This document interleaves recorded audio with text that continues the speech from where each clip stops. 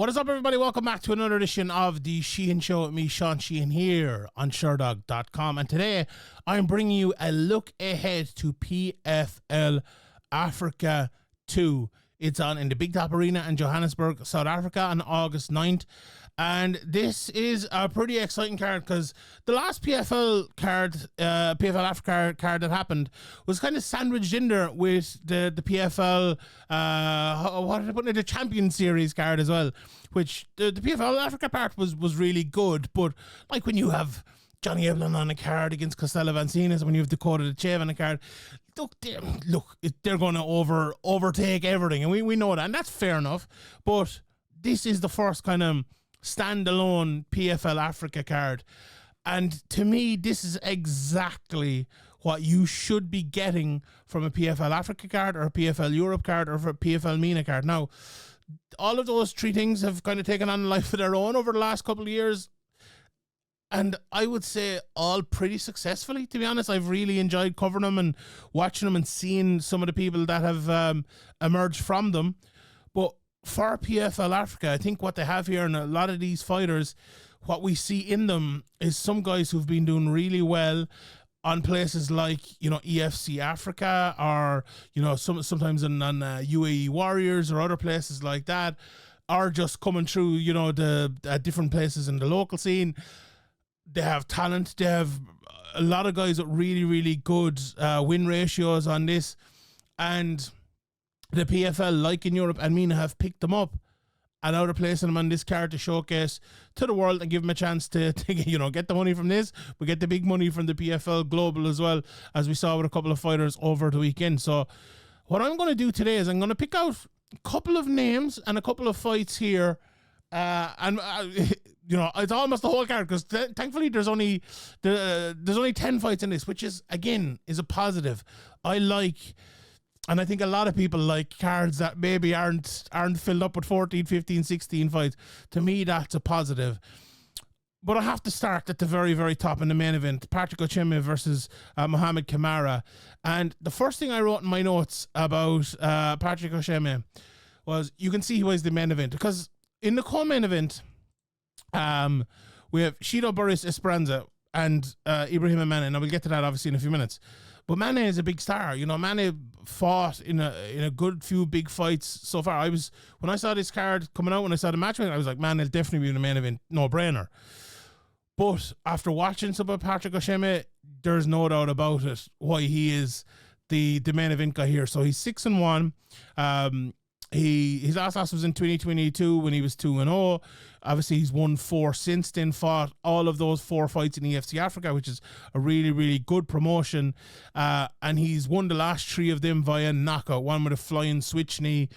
And he's really good. He's an orthodox stance fighter, outside fighter, always looks for the counter, but way more attacking than fighters like that usually are. Like, he's not exactly a wonder boy on the outside in terms of like the stance and everything like that, but the way he kind of moves with his footwork and the way he throws kicks and that big winging left hook followed by head kicks and different things like that.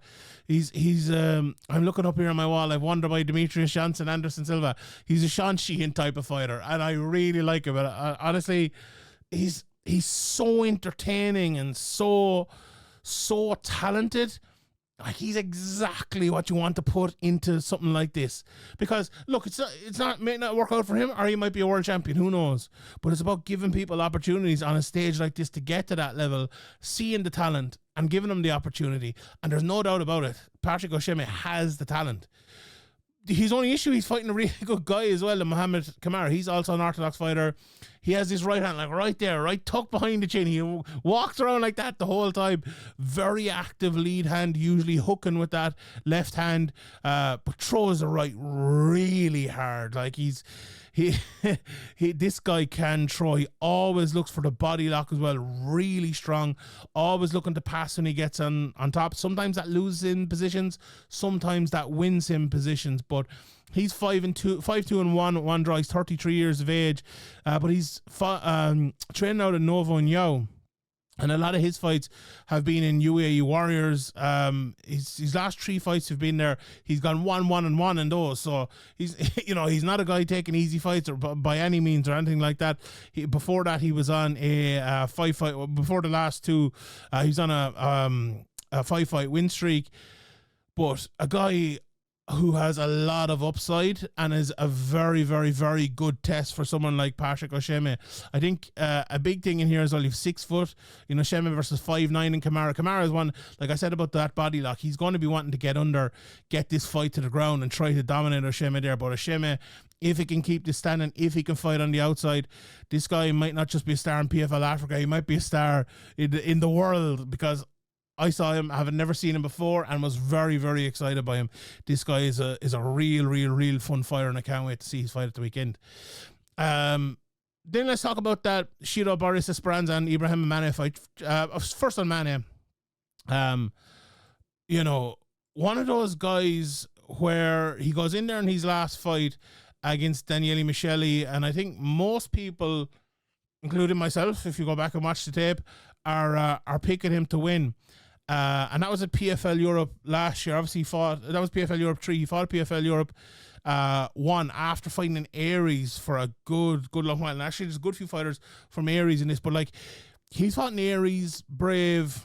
He fought in Bellator as well. Just one fight a good while ago, back in 2018, against Alan Amadovsky. And that'll tell you the level that he has. He's reached. Fought in Nursultan Ruzaboyev, who's in the UFC, if I'm not mistaken, isn't he?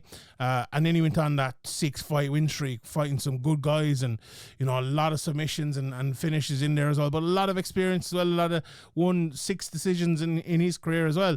And as I said, going into that Micheli fight, you really fancied him, but caught a big uppercut. I watched it back today and got finished, and he was the favourite to win the whole thing out, and it didn't end up going his way in the semi-finals. And this is a big callback for him here, because this is, his chance at retribution. He's fighting Esperanca 9-1, 29 years of age, has one fight already in the PFL, beat Tyler Hill back in August of 2024 and looked good in that fight as well. And, he's repping Angola. He has it all, really. And another guy at 9-1 who I'm so excited about: speed, viciousness, power, good wrestling, good BJJ, very good ground and pound.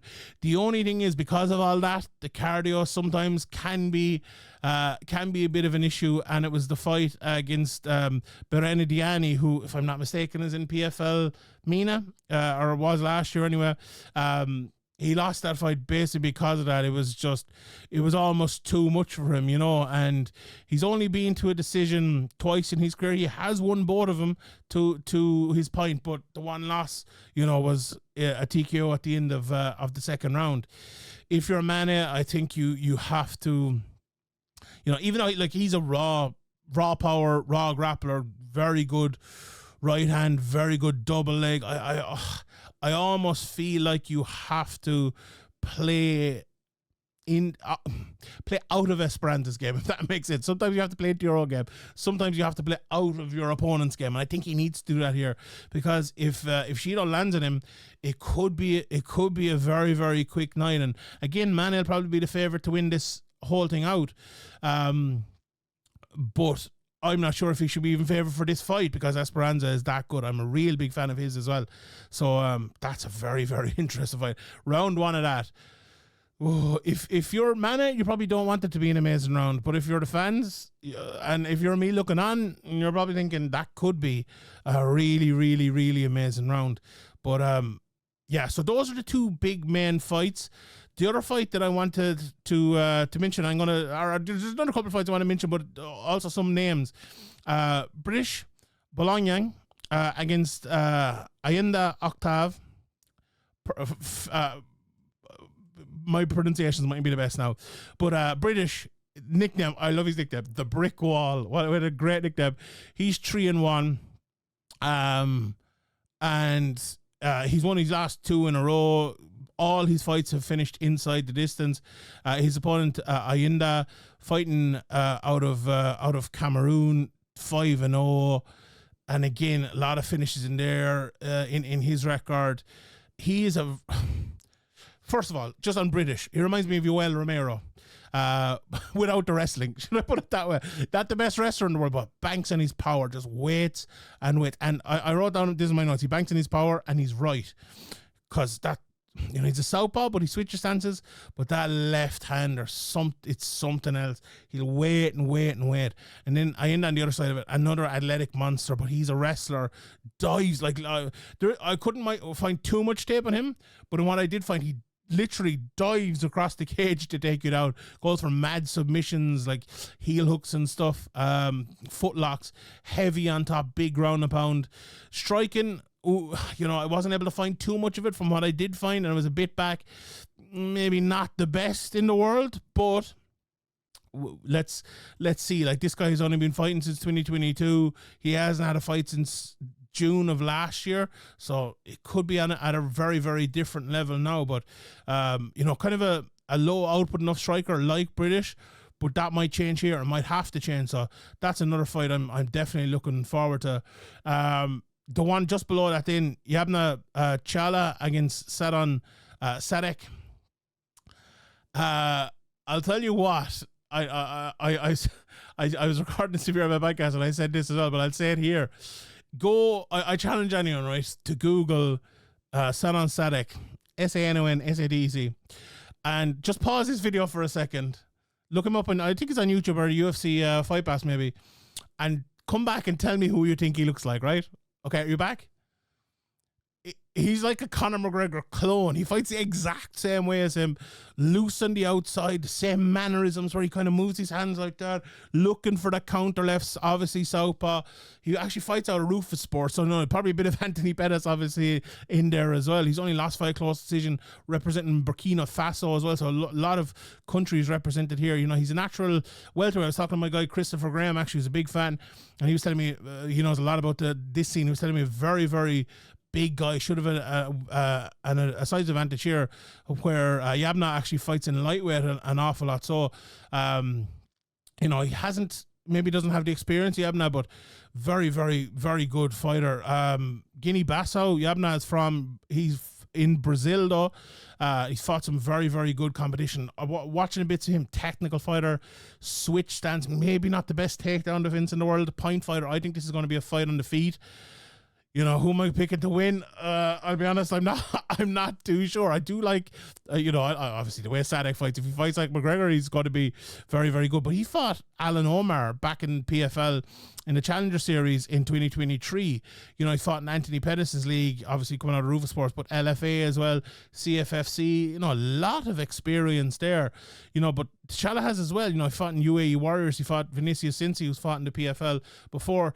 Fought Brave a good few times. Yazin Kashoun, who's a very, very good fighter as well. So this very high level fighter, a very, very high level fight. So those are kind of the main guys who I picked out, but one or two other guys.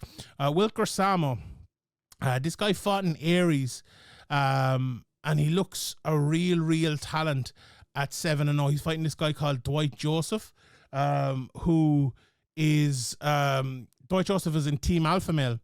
And he's a wild striker, southpaw, but kind of switches, throws his hands off, very heavy on top. Might be the best top control guy in this card is Dwight Joseph.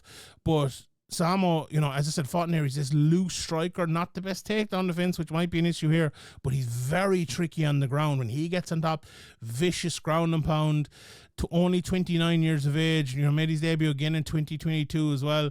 Last time out, he fought in Aries, which is very, very good promotion. Before that, he fought in Bushido fight, but again, the levels maybe not the exact same as some of the other guys. You look at Joseph, and again, fought in Uriah Faber's promotion a couple of times, fought against Eric Shelton, lost that fight. But other than that, like the run he's been on 14-2, he beat Jay Perrin back at Dana White Contender Series in 2019, and he fought Will Shutt as well. So yeah, pretty high level stuff there, so not too bad at all. So yeah, that's kind of the top and bottom of this. There's one other guy I wanted to mention as well, Desmond Awa Tamungang. He's from the Francis Ngannou Foundation, undefeated. Very little footage of him. I couldn't find too much of him, but he's 5-0, looks good. He's fighting a guy, Conwele Lual, who's 2-1. I think he should be winning that, but he's obviously a guy that they have earmarked to be a star over there, so it looks really, really good as well. So yeah, that's kind of top and bottom of this. One other guy I wanted to mention, Jean-Jacques Lubaya. He's fighting Washu Adesanya, 9-1, fighting out of the Congo. Lost his last fight over in EFC, and obviously he was on a 9-fight win streak before that. But you know, to me he looks like a guy who has, you know, he's a lot of experience, a lot of decisions in his career, and you know, could be a guy with a bit of cultivating that becomes a bit of a star. He's only 26 years of age as well, so I definitely want to look out for on this card as well. Guys with, Albert Lucas Steen, I believe he's out of South Africa if I'm not mistaken. He's 3-0 against Abdurrahman Irashidi at 4-1.